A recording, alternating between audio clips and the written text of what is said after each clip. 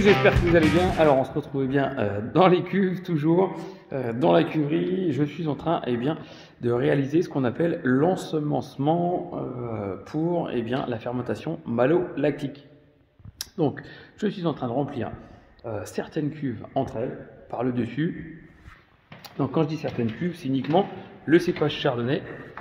Je vous renvoie à la vidéo de la semaine dernière qui explique pourquoi. Et donc je vais vous expliquer très rapidement. J'ai fait un petit creux comme ça sur chaque cuve.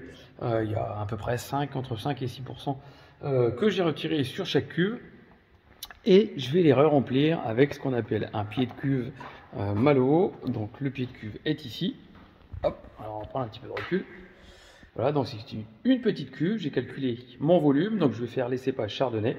Et donc ce pied de cuve contient des petites bactéries qui sont sélectionnées en laboratoire, qui vont permettre d'assouplir un petit peu le vin, c'est-à-dire de manger un petit peu l'acide malique. Et puis en grignotant ces acides, on va avoir une souplesse un petit peu plus marquée sur les vins, donc notamment sur les chardonnays, puisqu'ils contiennent un petit peu d'acidité. Donc voilà, j'ai préparé il y a une semaine ces petites cuves, le temps de réhydrater ces petites bactéries, le temps de les multiplier.